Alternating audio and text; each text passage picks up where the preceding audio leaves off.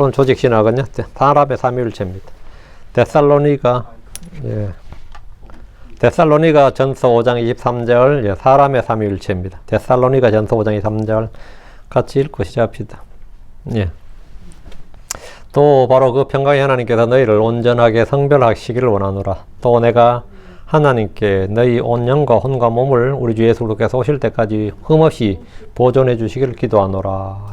이렇게 이제 요런 문장은 여기 기원문이라서 원하노라 이 말을 이제 집어넣은 거죠. 그냥 하시기 그 기원문은 이제 이런 식으로 개혁성경부터 번역을 할 때 이렇게 이 단어를 이제 기원문이라는 뜻으로 이렇게 한 겁니다. 사람의 삼일체 내장을 기도합시다.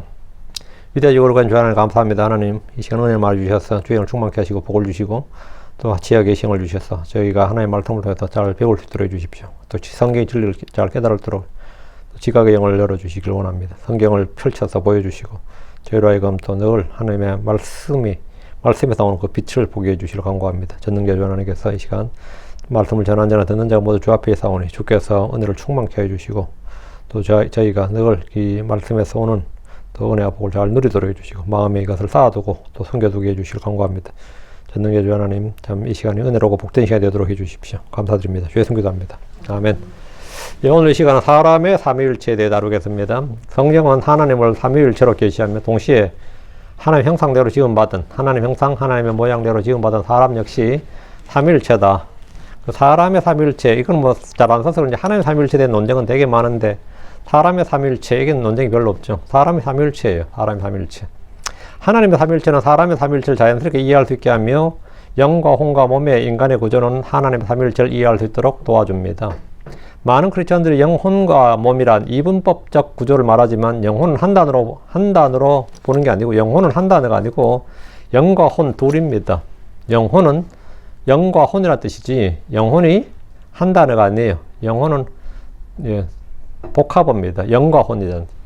성경은 한 분 하나님 안에 성부, 성자, 성령, 아버지와 아들과 성령의 세 인격이 계심을 일관되게 증언합니다. 창세기 1장 1절에 시초에 하나님께서 하늘과 땅을 창조하셨느니라 이런 말씀이 있죠. 시초에 하나님께서 하늘과 땅을 창조하셨느니라. 그래서 하나님 엘로힘이거든요. 하나님 엘로힘은 문법적 형태로는 복수형이지만 동사는 단수형이에요. 그래서 이 다수안의 일체, 하나안의 단수 이렇게 신비, 삼일체 신비를 말해줍니다. 예수님은 아버지와 아들 성령의 이름으로 침례를 명하셨는데 마태복음 28장 19절에 그러므로 너희는 가서 모든 민족들을 가르치고 그들에게 아버지와 아들과 성신님 이름으로 침례를 주라. 아버지와 아들과 성신 이 셋을 말해서 이 셋이 하나가 아니면 이렇게 말씀할 수 없는 거죠. 아버지와 아들과 성신님의 이름으로 침례를 주라 그랬습니다. 성경은 셋을 하나로 말씀하는 구절들이 많이 있습니다. 아버지가 계시고 아들 예수 그리스도 계시고 말씀이 계시고 성령이 계십니다. 그러나 모든 사람 안에서 일하시는 분은 하나님이십니다. 킹제임스 성경 요한일서 5장 7절에는 이 셋을 하나라고 말합니다. 명시되어 있는데 요한일서 5장 7절에 이는 하늘에서 증언하시는 세 분이 계시기 때문에 곧 아버지와 말씀과 성신님이시니라 또 이 셋은 하나이시니라. 이 구절이 킹제임스 성경에만 나오거든요. 요한일서 5장 1절이 킹제임스 성경에만 나오는데 그래서 굉장히 이제 이거 원문에 없다, 필사본에 없다 그러는데 이 라틴어 성경에 있습니다. 그리고 그 초대 교부들의 그 설교나 그들이 쓴 저작물에 요한일서 5장 7절이 다 있어요. 그 말은 뭐냐면 누군가 이걸 뺐다는 뜻입니다. 없으면 사용할 수가 없죠.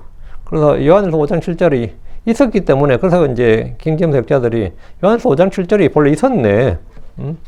이것은 있었네. 그래서 요한일서 5장 7절을 이제 킹제임스 성경에서 이걸 넣었는데 이 5장 7절을 넣어야지 6절하고 7절 빼면 8절, 7절 빼고 5장 6절 8절 하면 문법적으로 말이 안 됩니다. 실제로 7절이 반드시 들어가야 말이 돼요. 성경은 세 하나님이 아니라 한 본질 안에 세 위격이 계신다는 의미에서 하나님을 삼위일체로 계시합니다. 사람은 바로 이 삼위일체의 하나님의 형상과 모양대로 창조되었습니다. 창세기 1장 26절 27절에 그리고 하나님께서 말씀하였더라 우리가 우리의 형상으로 우리의 모양에 따라 사람을 만들자. 여보, 우리가 우리 형상으로 우리의 모양에 따라 우리 이렇게 나옵니다. 그래서 27절에 보면 이같이 하나님께서 그분 자신의 형상으로 사람을 창조하셨으며 하나님의 형상으로 그분께서 그를 창조하셨고 그분께서 그들을 남성과 여성으로 창조하셨느니라. 갑자기 이제 27절에서는 그분 그 이렇게 전부 단수로 딱딱 나옵니다. 26절에는 우리가 그 자신의 이렇게 그래서 이게, 여기서 우리라는 복수 표현이 다시 등장했다가 다시 그로 단수가 나오는데, 하나님 형상은, 바로 이 삼위일체, 이것이 바로 하나님의 형상입니다. 하나님 형상대로 할 때는 하나님께서 삼위일체로 하나님이니까 사람도 삼위일체로 짓자. 이게 하나님 형상대로 짓자. 이 말이에요. 하나님 형상이라는 말은 우리가 물론 뭐 도덕성이나 이성, 인격성, 관계성 등 다양한 차원을 포함하지만 인간 존재가 단순히 물질만이 아니라 비물질적 존재, 그러니까 영과 혼을 함께 가진 복합적 존재라는 점에서 특히 두드러집니다. 신약은 이 인간 존재를 분명히 세 부분으로 구분하는데, 지금 데살로니가서 5장 23절입니다. 그리고 화평의 하나님 바로 그분께서 너희를 온전히 거룩하게 구별하시느니라. 이에 내가 하나님께 기도하노니 곧 너희의 온 영과 혼과 몸이 우리 주 예수 그리스도께서 오심까지 책망할 것이 없게 보존해 주시라는 것이니라. 신학자들이나 철학자들이 어떤 주장을 하든지 관계없이 성경에 따르면 사람은 영과 혼과 몸으로 되어 있습니다. 히브리서 4장 12절에 보면 뒤로 하나님의 말씀도 살아있고 권능이 있으면 양날라는 어떤 것보다 더 예리하여 심지어 여기 혼과 영과 및 관절과 골수를 찔러 나누기까지 하고 또 마음의 생각들과 의도들을 분별하시는 분이기 때문이라. 이 표현이 나오는데, 쪼개는 게 뭐냐면 혼과 영을 쪼갤 수 있고 관절과 골수를 쪼갤 수 있다고. 그러니까 혼과 영과 및 관절과 골수를 찔러 나누기까지 하며 이 나오죠. 혼과 영과 및 관절과 골수를, 관절과 골수를 찔러 나눌 수 있으면 혼과 영도 찔러 나눌 수 있다. 그 나눌 수 있는 존재란 건 뭐죠? 다른 거라 이 말이죠. 혼과 영이 하나가 아니라 이 말입니다. 혼과 영은 찔러서 나눌 수 있는 거다. 관절과 골수를 찔러 나눌 수 있었지 영과 혼을 찔러서 나눌 수 있다. 그래서 영혼이 아니라 영과 혼이다. 이게 히브리서 4장 12절은 정확히 바로 그 말이에요. 어떤 분이 그거 가지고 이거 뭐 영과 혼과 관절과 골수가 4개네 이러는데 그게 아니고, 영과 혼과 영의 관계는 뭐냐? 관절과 골수의 관계가 같다 이 말입니다. 관절과 골수의 관계는 너무나 이제 밀접해 가지고 하나처럼 보이죠. 자, 해보자. 지금 히브리서 4장 12절의 본문은 말이죠. 혼과 영이 나눌 수 있는 서로 다른 것임을 분명하게 말해주는 구절이에요. 혼과 영의 관계는 관절과 골수의 관계가 같다. 관절은 뼈의 바깥 부분 연결 부위입니다. 골수는 뼈 안쪽의 조혈 조직이. 이 둘은 하나로 보이지만 하나라면 하나고 둘이라면 둘이에요. 하나라면 하나야. 그걸 지금 나눈다면 안과 밖을 나눌 수 있는 거죠. 영과 혼도 마찬가지다. 하나라면 하나고 찔러 나누면 나눈다 이 말이죠. 같아 보이지만 다르지만 하나라고 볼 수 있으며 분리 가능하다. 관절과 골수는 분리 가능하다. 다르다 이 말이죠. 영과 혼도 이와 같은 겁니다. 구약이나 신약 여러 봅니다. 때때로 혼과 영이 거의 동요처럼 또는 교환 가능한 것처럼 쓰는 경우가 있습니다. 그래서 이제 개혁성에 쓰던 많은 분들이 혼과 영은 따로 구분할 필요가 있나? 그 영혼으로 하는 게 더 낫지 않나? 이렇게 한 거죠. 그것은 관절과 골수를 그냥 뼈라 그러면 되지 뭐 굳이 구별할 필요가 있나? 이런 식인 거죠. 히브리어로 영은 루아흐. 근데 혼은 네페시인데 이거는 혼용되거나 병하여 사용되는 경우로 인해서 성도들이 영혼이라고 한 단어로 부릅니다. 저도 설교에서 영혼이란 말을 쓰는데, 이는 영혼이란 게 한 단어가 아니고 영과 혼이 같은 것이라는 그런 말이 아니고 영과 혼 두 단어를 줄인 말이에요. 영과 혼의 복합어란 뜻입니다. 구약 성경에서는 혼과 몸이 구분되지 않는 경우도 있습니다. 혼과 몸이 구분되지 않는 경우도 있어요. 간단한 예로 몸이 부정하면 혼도 부정하게 됩니다. 몸이 부정하면 그 사람 혼도 부정하다는 거죠. 그럼 성경의 보다 정교한 진술은 영과 혼과 몸이라는 3분 구조를 새로 딱 분명히 보여주고, 이 셋은 한 사람을 이루는 각기 다른 것임을 분명히 말합니다. 내 혼도 나고 내 영도 나고 내 몸도 나예요. 하나님은 삼위일체에서 하나님이 한 본질 위에 세 위격으로 계시듯이 인간도 한 인격 안에 영과 혼과 몸이라는 세 차원을 가진 3분적 존재로 지어졌다고 말할 수 있습니다. 이 비유가 양적이나 형식적으로 1대1로 정확히 대응한다는 뜻은 아니지만 하나님 형상이란 큰 틀 안에서 구조적 유비를 이룬다. U자는 이제 종류할 때 유비, 같은 종류의 비유를 이룬다 이 말이에요. 유비를 이룬 건 분명합니다. 유비란 말 요즘 잘 안 써요. 우리 학교 때 많이 썼는데 유비. 자, 그러면 몸이야 우리 눈에 보이는 거니까 금방 알고요. 혼도 우리가 뭐 이성, 지성, 생각, 뭐 이런 의지 하면 감정 이런 거 금방 아는데, 영 하면 이게 잘 안 느껴지기 때문에 영이 뭔지를 이제 잘 모르는데, 우리말 자체, 한국말 자체가 영이란 말을 잘 안 써요. 내 영이 갈급하다. 이건 크리스천들이 쓰는 말이긴 한데, 내 영이 피곤하다, 내 영이 곤비하다, 내 영이 해롭다. 이건 크리스천들이 쓰는 말이지만 일반 세상적으로는 사람들이 영이라는 말을 이 존재가 이 가물가물하다고 이 말을 해도 이 탁 와닿는 존재가 아닌데 한국 사람은 영이란 말을 안 쓰고 대체 단어가 있습니다. 그게 뭐냐면 속이에요, 속. 속이, 내가 속이 탄다. 속이 끓는다. 속이 막혔다. 답답하다. 속이 뻥 뚫린다. 속이 시원하다. 속이, 그 말이죠. 속이 상한다. 속이 상한다는 말이 그냥 혼이 상한다는 뜻이 아니에요. 속이 뻥 뚫렸다 할 때 그건 전부 다 영에 관한 겁니다. 한국 사람들은 그 몸이 있고 혼이 있고 그 속에 속이 있다고. 그 속이 뭐냐면 성경적 용어로 영이에요. 영이에요. 내 속이 막 끓어오른다. 그 말은 뭐죠? 속이 새카맣게 탔다. 이런 표현도 쓰죠. 속이 새카맣게 탔다 할 때 그 속은 혼을 말한 게 아니고 영을 말한 겁니다. 속이 새카맣게 탄다. 이런 표현 쓰거든요. 속이 막 미칠 지경이다. 이런 표현도 그게 뭐냐. 사람 속에 뭐 있다? 사람의 영이 있다. 사람 속에 사람 영이 있다는데 그 사람 속에 사람 영이 있는데 그 영의 실체를 이제 성경으로 몰랐기 때문에 그냥 뭔가 속에 있다 해서 그 속이라고 말한 겁니다. 속이. 속이라고 말한 건데 그러면 여러분 딱 생각해보면 내 속이 시원하단 말은 성경적 표현을 하면 영이 시원하단 말이고 속이 막 뜨거워졌다 그러면 영이 뜨거워졌다 이 말입니다. 그 분노하는 영이 막 내 속에 분노하는 영이 있다 그러면 그게 뭐냐 속에서 막 불불 끓는다. 그 자기에서 서로 그런 표현 쓰죠. 내 속이 불불 끓었다 그때 막 속이 막 진짜 끓더라. 그게 뭐냐면 내 영이 끓어올랐다. 영이 분노했다 이 말입니다. 다시 성경은 데살로니가서 5장 3절 곧 너희의 온 영과 혼과 몸이 우리 주 예수 그리스도께서 오실 때까지 책망할 것이 없게 보존해 주시기라는 것이니라. 이렇게 하는데 여기서 온이란 말이죠. 온 영과 혼과 몸이 온이 다 수식한 거든. 온 영과 혼과 몸이 있거든요. 호우래 나는데 대부분 전체를 가리킵니다. 바울은 전체 인간이 온전하게 거룩해지기를 기도하면서 그 전체를 구성하는 요소가 온 영과 혼과 몸이에요. 단순한 수사적 반복이 아니고 마음과 생각과 뜻처럼 기능적 반복이 아니고 여기서 인간 구성 요소를 나열하는 맥락입니다. 이 구절은 최소한 신약 사도적 관점에서 인간을 세 차원으로 구분한 것이 자연스러운 방식이었음을 보여줍니다. 그래서 이는 하나님의 말씀은 살아있고 다음에 영과 및 혼과 영과 및 관절과 골수를 찔러 나뉘기까지 하면 이거 혼과 영과 및 관절과 골수, 혼과 영 그리고 관절과 골수 이렇게.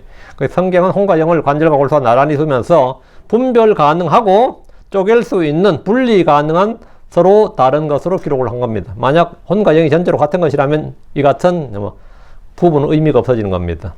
이 구절은 혼과 영이 실제 다른 것이고 하나님의 말씀이란 초월적 기준 아래에서 그 미시한 차이까지도 드러낸다는 점을 확실히 보여줍니다. 따라서 혼과 영은 구별되지만 밀접히 연관된 것이라고 보는 것이 합당합니다. 자, 그럼 사람을 처음 만든 날, 여섯째 날로 가보겠습니다. 창세기 2장 7절에 그리고 주 하나님께서 땅에 흙으로 남자를 지으셨고 그의 콧구멍들 속으로 생명의 숨을 불어넣으셨더라. 그러자 남자가 살아있는 혼이 되었더라. 개혁성경은 생명이 되었다 이렇게 번역되어 있거든요. 살아있는 리빙 소울이 됐다는 데 있고 생명이 리빙 스피릿이 되어 있다는데 사람은 스피릿이 된 게 아닙니다. 소울이지. 이건 오역을 넘은 굉장히 큰 오류입니다. 사람은 살아있는 혼이 되었지 언제도 영이 된 적이 없습니다. 사람 속에 영이 있는 건 맞지만 사람이 살아있는 영이 된 적은 없어요. 예수님은 살려주는 영이 되셨지만 우리는 살아있는 혼이죠. 영이 되었다면 사람하고 천사로 지음받았다는 뜻이 됩니다. 사람 처음부터 신이 되었다는 뜻이에요. 천사들이 영들이라 불리기 때문입니다. 창세기 2장 7절은 인간의 3분 구조 씨앗이 다 들어있습니다. 흙으로 사람을 지으시고 이 말씀은 몸을 지으셨다는 겁니다. 인간의 물질적 부분은 땅의 흙에서 취해졌습니다. 타락의 하나님은 너는 흙이니 흙으로 돌아갈 것이니라고 선언한 것은 바로 몸에 관한 겁니다. 사람의 몸은 본질적으로 흙에서 와서 흙으로 돌아가는 존재입니다. 그 속에 하나님이 친히 생명의 숨을 불어넣으셨습니다. 이것이 영입니다. 영은 아까 히브리어로 루아흐라고 했죠. 숨, 바람을 가리키는 말입니다. 하나님은 단순히 생물학적 생명을 불어넣으신 것이 아니라 하나님과 교통하고 교제할 수 있는 차원을 어떤 무언가를 사람 안에 불어넣으셨어요. 사람 속에 사람의 영을 지으신 거죠. 주님 성령께서 하나님 바람, 숨을 불어넣으셔서 사람 속에 사람의 영을 지으신 거죠. 그 결과 새로운 존재가 창조되었으니 살아있는 혼입니다. 그게 창조가 됐다고. 흙으로 몸을 만든 거 지었다. 메이드라 그러지. 그건 창조가 아니고, 영이 그것도 지으신 건데, 새로운 리빙 소울이 이거는 뭐죠? 새로운 어떤 존재가 나타난 거죠. 지상 이전에 없었던 존재가 나타난 거라고. 이전에 뭐가 있었던 게 아니라 없었던 존재가 나타난 거라고. 이건 창조죠. 무에서 새로운 존재가 나타나니까 이거는 창조죠. 이게 사람의 창조죠. 사람은 만들어졌다 그러면 몸은 만들어진 거지만 혼은 창조된 거죠. 예. 그래서 새로운 결과가 새로운 존재가 창조되었으니 그것이 바로 살아있는 혼이고 그것이 혼이 뭐냐 사람의 인격적 정체성 아이덴티티다 말이죠.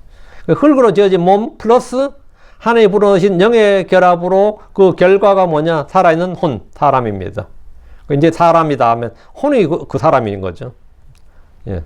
혼은 몸과 영사에 위치하면서 개인성, 자아의식, 인격, 의지를 드러내는 자리입니다. 요약하면 몸은 아래로 향해 땅과 연결되고 영은 위로 향해 하나님과 연결되고 혼은 이 둘을 매개하면 나는 누구인가를 자각하는 인격적 중심입니다. 사람은 바로 혼이 실체가 되는 거죠. 자아가 된다고. 혼이 자아 셀프예요. 영과 혼과 몸은 그 역할과 기능이 다릅니다. 사람의 몸은 이 땅 자연 세계, 물리 세계를 인식합니다. 시편 기자는 고백하기를 시편 139편 14절에 내가 주를 찬양하리라. 이는 내가 두렵고도 놀랍게 만들어졌기 때문이라. 이건 뭐죠? 두렵고도 놀랍게 만들어졌다. 이 몸에 관한 이야기예요. 놀랍도다 주의 일들이여 또 내 혼이 그것을 매우 잘 아나이다. 몸은 단순히 죄의 껍데기가 아니라 하나님께서 놀랍게 지으신 구조입니다.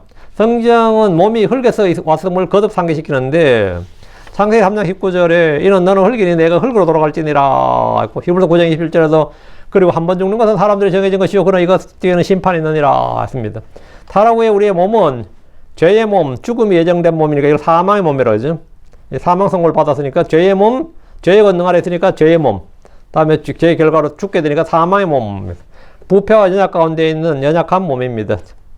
그러나 그럼에도 몸은 여전히 하나님께 영광을 돌려야 할 통로고 희생물입니다. 로마 12장 1절에 그 너희는 너희 몸을 살아있는 희생물로 거룩하고 하나님께서 받으실 만하게 드리라.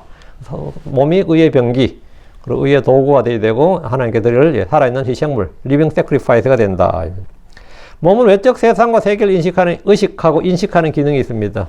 몸은 인간에게 세계를 의식하고 인식할 수 있게 해줍니다. 즉 눈과 귀와 코와 입, 터치한 촉각이라 촉각, 터치, 이 촉각이란 5 감각을 통해서 외부 세계와 소통하고 자연과 역사 속에서 하나님 행하시는 일을 감지하는 도구, 툴이 몸입니다. 보는 것을 통해서 시각, 또 듣는 것, 맛보는 것, 미각, 냄새를 맡는 후각, 만지는 것, 촉각을 통해서 우리는 사물과 사람과 자연과 하나님이 만드신 모든 것을 인식합니다. 이 감각을 통해서 정보가 혼의 차원에서 해석이 되고 영의 차원에서 하나님 앞에서 의미를 부여받습니다. 타락 후 이후에 몸은 죄의 도구가 될 위험이 있지만 성령에서 훈련된 몸은 의의 도구, 예배의 도구로 회복됩니다. 다음, 영은 뭐냐? 하나님을 의식하는, 영은, 몸은 자연세계, 외부세계죠. 영은 하나님을 의식하는 기관입니다. 영은 하나님과 교통하는 창이고 주의 영과 결합하여 한 영이 될 수 있습니다. 영은 하나님의 거처입니다. 주님이 우리 속에 거하신다 할 때는 그 영이 바로 주님의 거처입니다. 주님이 영이시기 때문에. 영은 하나님이 거하는 거처입니다. 사람의 영은 진리의 말씀으로 성령에게서 다시 태어날 수 있습니다. 영은 인간 안에서 하나님을 의식하고 인식합니다. 예수님께서 말씀하시기를 요한복음 4장 24절에 하나님은 한 영이시니라. 이에 그분을 경배하는 자는 반드시 영 안에서 또 진리 안에서 그분을 경배하느니라. 보니까 in truth and in spirit, in spirit이만 나올 것 같는데, 예. 너는 반드시 we must worship in spirit and in truth 이렇게 돼 있거든요. 그러니까 영 안에서 또 진리 안에서 그들을 경배하느니라. 이 말은 하나님과 진정한 예배의 경배의 그 교통이 영의 차원에서 일어난다는 뜻입니다. 성경 구원받은 성도 영에 대해서 이렇게 말합니다. 로마 8장 16절에 성령께서 친히 우리의 영과 더불어 증언하시나니, 성령께서 친히 우리의 영과 더불어 증언하신다. 성령과 우리의 영, 주가 결합한 자는 한 영이 될 때 성령과 우리가 결합하고 성령께서 우리의 영과 더불어 증언하시고 우리의 영이 성령의 거처가 되고 성령이 나가신 게 우리가 영이 되는 거죠. 성령께서 친히 우리의 영과 더불어 증언하시나니 우리가 하나님의 자녀들이란 것이라. 여기서 우리 영은 단순한 감정의 생각이 아니라 성령의 증언을 받아 난 하나님의 자녀다라는 내적 확신이 자리하는 토대입니다. 혼은 자아의식의 자리입니다. 혼은 성경에서 감정과 의지와 욕구와 인격의 자리로 묘사됩니다. 시편 42편 2절에 내 혼이 하나님과 살아계신 하나님을 찾기에 목이 사나이다. 내가 어느 때에 가서 하나님 앞에 보이리요. 내 혼이 있죠. 그분 또 시편 107편 9절에 이는 그분께서 사모한 혼에게 만족을 주시며 줄인 혼을 선하심으로 채워주시기 때문이라. 여기 보면 혼에게 줄인 혼을 이랬어요. 혼을. 사람을 뜻하는 말이죠. 그 사랑하고 미워하는 애정, 감정, 의지가 모두 혼의 영역입니다. 아가서 1장 7절에 내게 말해주소서 내 혼이 사랑한 당신이요. 혼은 감정과 의지, 뭐 이성, 정서 다 포함되는 거죠. 욥기 3장 25절에도 내가 고난 중에 있는 자를 위하여 울지 아니하였느냐. 내 혼이 가난한 자들 위하여 내 혼이 가난한 자들 위하여 슬퍼하지 아니하였느냐 했거든요. 여기서 내가 내 혼이라고 할 때 혼은 우리 자신입니다. 이처럼 성경은 배고픈 혼, 피곤한 혼, 목마른 혼, 근심한 혼, 사랑하는 혼, 이렇게 혼을 인격의 중심, 그 사람 그 자체로 표현합니다. 내 혼이 하면 내가란 뜻이에요, 바로. 내 혼이 이런 반은 전부 다 내가란 뜻이라고요. 예. 그 이게 혼이 뭐냐? 내 자신이다 말이죠. 이 혼이 속에서 가면 영혼 모험할 때 혼은 뭘 하느냐? 몸과 영을 매개하는 기관입니다. 혼은 종종 몸 위에 영 아래에 있는 중간 영역이다. 이러면 몸 위에, 몸보다 위에, 영보다 아래. 영의 통제를 받아야 되고 몸을 통제해야 되는 거죠.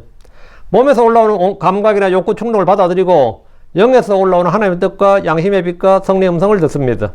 그 사이에서 행하고 판단하고 선택하고 몸을 어느 쪽에 복종시킬지를 결정해야 됩니다. 특히 크리스천들은 자신을 성령에 복종할 것인가, 육신을 따를 것인가, 성령을 따를 것인가, 육신을 따를 것인가가 온통 혼에서 결정이 나는 거죠. 혼에서 결정나는 겁니다. 미국의 A.T. 피어슨이라는 유명한 목사님이 있는데 그분은 하나님 원래 성령이 내주한 인간의 영이 주도권을 잡고 그 영이 몸 전체를 다스리도록 설계하셨다. 이렇게 말했어요. 그러나 이건 맞는 말이죠. 그러나 타락 이후에 우리는 이 몸의 욕구가 혼을 지배하고 영의 기능은 거의 죽은 듯이 약화된 영은 존재는 하는데 아무런 기능을 하지 못하는 그 죽은 듯이 약화된 상태가 되었습니다. 그래서 성경은 범법과 죄들 가운데서 죽었던 너희를 또 범법과 죄들 가운데 죽었던 너희를 하나님께서 함께 너희를 그분께서 살리셨다 말이 되거든요. 범법과 죄들 가운데 죽었던 너희 뭐가 죽었느냐 하면 이제 우리가 영이 범법과 죄들 가운데 죽었다 이 말이죠. 그 골로새 2장 13절도 마찬가지 그런 말씀이 나오는데 죽었던 너희 이런 표현이 나오는데 그 뭐가 죽었냐? 하나님에 대해서 의에 대해서 죽었다 이 말입니다. 그 죽었단 말이 없어졌다 뭐 존재하지 않는다 그런 말이 아니라 하나님과 정상적으로 기능하지 않는다.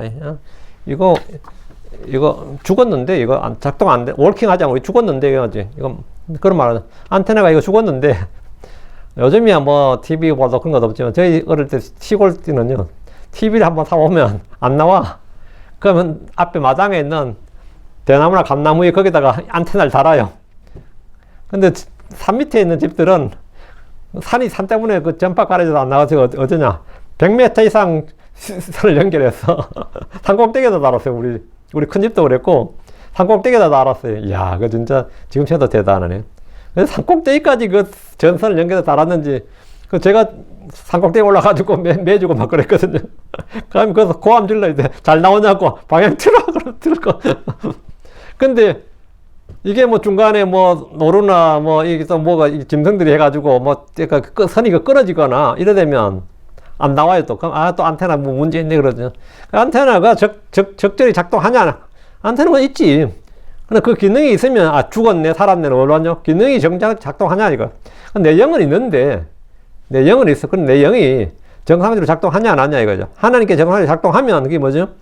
하나님의 계시를 받을 수 있고 하나님의 조명을 받을 수 있고 하나님과 예배나 경배나 기도나 뭐 하나님의 음성을 들을 수 있고 그거는 지금 그 사람이 살아있는 거예요. 근데 그렇지 않으면 그 영이 죽은 거지. 응? 범법과 죄들 가운데서 죽었던 너희를 그분께서 살리셨도다. 예. 죽음에서 죽음이란 관점에서 죽음에서 우리 사망에서 영과 혼과 몸을 한번 보겠습니다. 몸의 죽음은 우리가 다 아는 사실이니까 뭐 별로 뭐 다룰 거 없습니다. 요즘 참 이제 저도 이제 나이 이제 되니까 주변에 이제 뭐 부고가 자주 오죠. 부고가 오는데 뭐 나이 드신 분 부고야 그걸로 치지만 요즘은 70대에서 죽었다 그래서 빨리 죽었네 싶은 시대고 옛날에는 장수하셨네 뭐 호상이네 그랬던데 예 그렇죠. 근데 이제 몸에 대해서는 그렇죠. 죽었다 그러면 뭐 죽었다는 거죠 말 그대로 흘고 돌아간 거죠. 죄의 몸 사망의 몸 반드시 죽는데 이는 죄의 삭이 사망이고 한 번 죽는 것이 사람에게 정해진 것이기 때문입니다. 죽음이란 본래 것으로 되돌아가는 본래 상태로 되돌아가는 거예요. 그 몸은 본래 상태가 뭐였죠? 흙이었죠. 더스트였잖아요. 땅에서 취해졌잖아. 그게 흙으니까 흙으로 돌아가는 거. 그게 죽음이라고. 몸의 죽음은 몸이 본래의 상태인, 본래의 것인 흙으로 돌아가는 거. 그게 몸의 죽음이에요. 그럼 영은 뭐죠? 죽었다 그러면, 예. 그것을 주신 하나님께로 돌아가는 겁니다. 죽을 때 영은 그것을 주신 하나님께로 돌아가는 겁니다. 그럼 혼은 어디로 가는 겁니까? 혼은 본래 상태는 없어요. 왜 없죠? 창조됐잖아. 창조가 됐단 말이죠. 영과 몸은 본래 상태가 있는데 혼은 본래 상태는 없어요. 몸에다가 주님의 손을 불어서 사람 속에 영이 주어지고 그러면서 그게 뭐가 된 거죠? 혼이 살아있는 혼이 되기 때문에 혼이란 것은 본래 상태로 돌아갈 수가 없습니다. 그럼 어디로 가느냐고요? 하늘 아니면 지옥으로 갑니다. 나뉘어지는 거죠. 몸이 죽은 후에 사람의 영은 하나님께로 돌아간다. 위로 올라간다는 사실은 전도서에 기록되어 있는데 전도서 12장 7절에 그때 흙은 전에 있던 대로 땅으로 돌아갈 것이요. 이게 죽음이죠. 그리고 영은 그것을 주신 하나님께로 돌아가리라. 그리고 사람 영은 말이죠. 그것을 주신 하나님께로 돌아가리라. 본래대로 돌아가는 거예요. 본래 상태로 돌아가는 거라고. 이 구절은 몸은 흙에서 나와서 흙으로 돌아갔고 영은 그 근원 대신 하나님께로 돌아가는 수직적 구조를 보여주는데 전도 3장 21절은 동물과 인간의 영을 약간 구분해 줍니다. 전도 3장 21절에 누가 사람의 영은 위로 올라가고 짐승의 영은 땅으로 내려가는 걸 알려 이랬거든요. 이 구절 보면 사람의 영은 위로 올라간다잖아요. 짐승의 영은 땅으로 내려간다. 사람의 영은 하나님께서 그 콧구멍에 숨을 불어 넣으셨으니까 하나님 주신 거니까 하나님께로 가는 게 맞고 위로 올라가는 게 맞고 짐승들은 하나님이 그렇게 만드시지 않았던 거죠. 짐승의 영이란 것은 짐승의 숨이란 것은 짐승의 영은 땅으로 내려가서 누가 알려 했는데 인간의 영은 하나님을 향하여 위로 열린 존재입니다. 이 점이 인간이 단순한 고등동물이 아니라 하나님 앞에 책임을 지는 인격적인 창조물임을 보여주는 겁니다. 짐승의 영이 땅으로 내려간다는 것은 짐승과 인간은 창조의 시작부터 다르게 지음받았기 때문입니다. 그래서 가끔 가다 애완용 동물 키우는 사람들이 죽으면 무지개 다리를 건넜다는 이런 표현을 쓰더라고요, 요즘.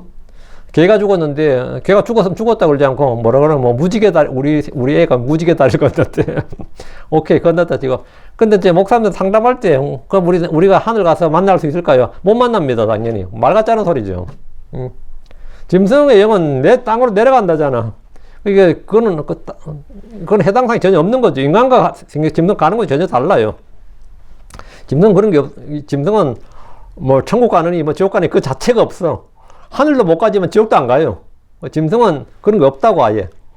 그러니까 만나니 그런 소리는 완전 헛소리고요. 짐승의 영이 땅으로 내려간다는 것은 짐승과 인간은 창조의 그 시작부터 다르게 지음받았다는 겁니다. 구원에서도 영과 혼과 몸이 서로 다릅니다. 성경은 구원의 대상이 혼임을 여러 번 강조하는데 영은 다시 태어나고 거듭남, 중생, 신생 이렇게 말하죠. 새롭게 됨. 혼은 구원받고 몸은 구속, 변화나 부활, 휴거죠. 영광스러운 몸으로 구속, 변화를 받는 겁니다. 구약에서 구원은 우리 몸이 기근이나 질병이나 칼과 같은 다양한 고난에서 구출을 의미합니다. 신약에서 구원은 거의 전적으로 혼의 구원인데 죄와 멸망, 지옥으로부터 심판으로부터 구원을 뜻합니다. 우리의 영은 구원이 아니라 성령에서 하나님의 말씀으로 태어나는 겁니다. 히브리서 10장 39절에 그러나 우린 뒤로 물러나 멸망 이런 자들에 속하지 아니하고 오히려 믿었어. 혼의 구원에 이런 자들에 속하는 여기 혼의 구원 표현하죠. 혼의 구원이에요. 혼의 구원이라는 말씀이 주목하고 베드로전서 1장 9절 10절 이는 너희의 믿음에 의할 말고 너희 혼들의 구원을 받았기 때문이라. 혼들의 구원에 관한 예언자들이 부지런히 조사하고 삼가했으니 그들은 너희에게 임할 은혜에 대하여 예언하였느니라. 혼들의 구원에 관하여는 혼은 구원의 대상입니다. 구원의 대상이 언제나 혼이라고요. 야고보서 1장 21절에도 그러므로 모든 더러움과 넘친 악을 내다버리고 온전함으로 협부쳐진 말씀을 받으라. 그 말씀이 곧 능히 너희 혼들을 구원할 수 있느니라. 말씀이 혼들을 구원한다. 예. 말씀으로 영이 태어나고 말씀으로 혼이 구원받는다 이거죠. 시편 49편은 인간이 아무리 부를 쌓아도 혼을 속량할 수 없음을 탄식한 구절이 있습니다. 시편 49편 8절에 이는 그들의 혼을 구속하는 이런 귀중함이요 그것은 영원토록 멈춰있기 때문이로다.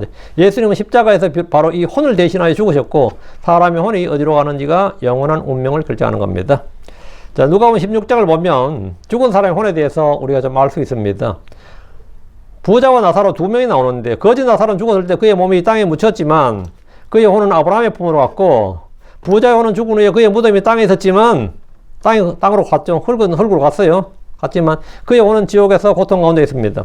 요한계시록 18장 13절에 사람의 혼들이 이 세상 상인의 거래 목록에 등장하는 것은 그 사람들이 순간의 쾌락과 이익을 위해서 자신의 혼까지 거래하는 비극을 보여줍니다. 노예상들은 사람이 몸을 거래하지만 그날의 시장에서는 몸을 거래한 정도가 아니라 혼이 거래된 걸 볼 수 있습니다. 간단히 정리하면 성경으로 볼 때 영은 하나님을 의식하는 기관으로 하나님을 알 수 있고 예배하고 하나님의 뜻을 인식할 수 있는 능력이 있고, 성령의 증언과 교통이 일어나는 자리, 커뮤니언, 교제가 일어나는 자리고요. 혼은 자아를 의식하고요. 자아를 의식합니다. 나는 누구인가? 나는 어디서 와서 어디로 가는가? 나는 누구인가? 나는 이게 이 철학적 주제, 종교적 주제 핵심이 나죠, 나. 이 나는 누구인가를 자각하는 인격의 중심, 생각과 감정, 의지의 선택의 자리가 바로 혼입니다. 몸은 세상의 물리적 존재를 의식합니다. 감각을 통해 세상을 인식하는 통로이며 행동과 표현이 일어나는 물질적 차원입니다. 이 세 분은 서로 분리된 세 사람이 아니라 하나의 인격 안에서 서로 얽혀있는 한 사람입니다. 세 사람이 한 사람이라고. 이게 삼위일체라고요. 그러나 성경은 구원과 성화, 심판을 말할 때 이 세 차원을 분명히 구분하면서도 전체를 함께 다룹니다. 에덴에서 타락이 후에 영은 사실상 기능적 죽음, 그 허물과 죄로 죽었다. 에베소 2장 1절 나오죠. 범법과 허물로 죽었다. 다음에 골로새 2장 13절에 이게 나오는데, 하나님과의 교제가 끊어지고 영적 감각이 둔해졌습니다. 혼은 왜곡된 자아의 중심이 되어서 자기 사랑과 교만과 정욕에 기울어지고 몸의 욕구와 세상의 소리에 휘둘립니다. 몸은 죽음과 부패의 지배 아래 들어갔습니다. 그래서 구원은 단순히 영과 혼이 하늘로 가는 문제를 넘어서 영, 혼, 몸 전체 회복과 새창조, 재창조를 말합니다. 하나님의 구원은 이 셋을 모두 다루는데, 복을 믿을 때 하나님은 진리의 말씀으로 우리의 영을 낳으시고 우리는 영이 다시 태어납니다. 성령으로 태어났다는 말은 영을 말합니다. 너희가 반드시 다시 태어난다면은 그것은 너희 영이 반드시 다시 태어난다 이 말이고, 영은 다시 태어나야 자라날 수 있습니다. 우리는 영으로 하나님을 섬기고 영으로 하나님을 경배해야 됩니다. 혼은 믿음으로 구원받습니다. 믿음의 결과가 혼의 구원입니다. 말씀과 성령으로 생각, 감정, 의지가 새로워져 가는 과정이 성화입니다. 이게 거룩하게 자라나는 거, 성화입니다. sanctification이죠. 구원을 받아도 몸은 아무런 변화가 없는데 마지막 날 부활 때 썩을 몸이 썩지 않을 몸으로 변할 겁니다. 이것은 몸의 구속이라고 합니다. 부활의 날 우리의 몸은 부활체로, 혼은 정결하게 된 인격으로, 영은 온전히 하나님과 연합된 상태로 다시 재결합되어서 온 인격으로 한 사람으로 심판자 앞에 서게 됩니다. 영과 혼과 몸을 다룰 때 한 가지 짚고 넘어야 할 중요한 진리가 있는데, 그것은 바로 영적 할례, 그리스도의 할례입니다. 영적 할례, 그리스도의 할례. 골로새 2장 11절을 보시죠. 그분에서 또한 너희는 그리스도의 할례로 말미암아 육신의 죄들의 몸을 벗어버림으로써 손으로 하지 아니한 할례로 할례를 받았느라. 여기 그리스도의 할례 다음에 손으로 하지 아니한 할례, 여기다 언더라인 쫙 하시고, 이 할례가 나오는데 손으로 하지 않는 할례, 이 말은 뭐냐면 구약과 다른 이 영적 할례다 이 말이죠. 구약은 손으로 몸에다 하는 할례죠. 그리스도의 할례, 다음에 손으로 하지 아니한 할례. 구약에서 몸의 할례가 있었는데 신약에서는 그리스도의 할례가 있습니다. 그리스도의 할례는 몸의 어느 지체, 어느 부분, 어느 살, 스킨, 어느 살을 베어내는 것이 아니라 육신의 죄들의 몸을 아예 벗어버리는 겁니다. 몸을 벗어버리는 거예요. 몸을 어떻게 벗어버리는, 내 몸이 지금 있는데 몸을 벗어버리는 게 해탈 아닌가? 해탈이 뭐죠? 해탈이잖아. 몸을 벗어버린다, 그게 한자어로 해탈이에요. 그게 이제 사실 신문에 죽는다는 말인데. 이 해탈은 불교에서는 아무도 못해요. 자기도 해탈한 그건 죽음을 말한 것이고, 죽을 때 혼과 몸이 풀리니까 해탈이 되죠. 근데 크리스천들은 이 땅에 살아서 해탈할 수 있어요.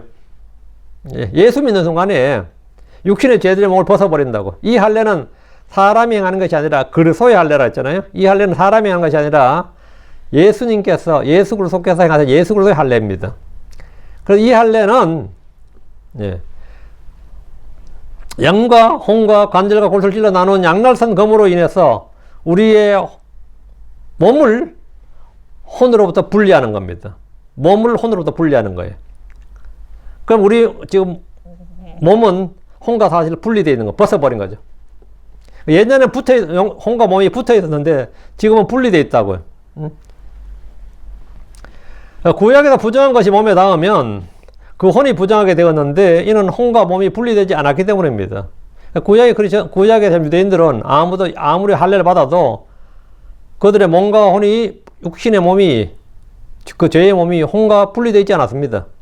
그러나 신약에서 크리스천들은 혼과 몸이 그리스도의 할례, 손으로 하지 아니한 할례로 할례를 받아서 분리됐습니다. 육신의 죄들의 몸을 벗었다고요. 구원받은 혼이 육신의 죄들의 몸을 벗어버리고 죄와 사망의 법에서 해방되는 것, 그리고 죄가 우리의 죽을 몸에서 군림하지 못하게 하고 죄의 정욕의 지배를 받지 않도록 해주는 것이 그리스도의 할례입니다. 이게 붙어 있는데 어떻게 꼼짝없이 육체의 정욕이 움직이는 대로 혼이 움직이게 되죠. 죄의 정욕이 움직이는 대로, 부패의 정욕이 움직이는 대로 혼은 굴복할 수밖에 없는 거죠. 왜? 붙어 있으니까. 근데 안 붙어 있으면 어떻게 되죠? 여러분이 혹시 냉장고에서 냉동실에서 얼음을 올리죠. 그 얼음하고 얼음 올리는 기구가 그릇이든지 뭐 플레이트든지 간에 붙어 있죠, 보통. 끄집어낼 때는. 그럼 뭐죠? 얼음을 깨내려면 어떻게 되죠? 안 빠지죠, 붙어 있으니까. 빼내려면 분리시켜야지. 분리시켜 놓으면 어떻게 되죠? 예, 얼음만 쏙쏙 빼낼 수 있죠. 똑같이 집어넣어 놔도 붙어 있을 때하고 분리되어 있을 때는 다르단 말이죠. 그릇 속에서도 마찬가지로 얼음이 그릇 속에 붙어 있으면 조심조심해서 잘못 그릇이 깨져요. 응? 근데 그게 분리되어 있으면 뭐죠? 그릇을 안 움직이지. 얼음만 싹 돌려서 그릇 속에 얼음이 분리되어 있기 때문에 눈에 보일 때는 그냥 같이 들어있어도 미세하게 분리되어 있으면 돌리면 돌리고 딱 빼면 빠진단 말이죠. 빠진다고. 근데 우리 몸이 바로 전에는 이게 딱 붙어 있었다고. 근데 지금은 약간의 그 온도를 가했던지 뭘 해가지고 분리시켜 놓으면 뭐가 되죠? 속속, 손으로 빼도 속속 빠져요. 속속 빠집니다. 우리 지금 몸은 크리스천의 몸과 불신자의 몸은 뭐냐면, 불신자의 몸은 딱 달라붙어 있어요. 그래서 혼과 몸이 딱 달라붙어 있으니 몸이 부정하면 혼도 부정해요. 근데 그래서 몸의 정욕이 역사하면 혼이 어떻게 할 수가 없습니다. 그러나 크리스천들은 몸의 정욕을 혼이 제어할 수가 있는 것이 분리되어 있다고요. 왜? 우리의 죽을 몸 안에서 죄가 군림하지 못하게 하고 죄의 정욕이 지배를 받지 않도록 주님께서 육신의 죄들의 몸을 벗어버렸다 말이에요. 이걸 벗어버렸다고요. 죄의 몸을 벗어버렸다. 그리고 우리는 새 사람을 입었다는 거죠.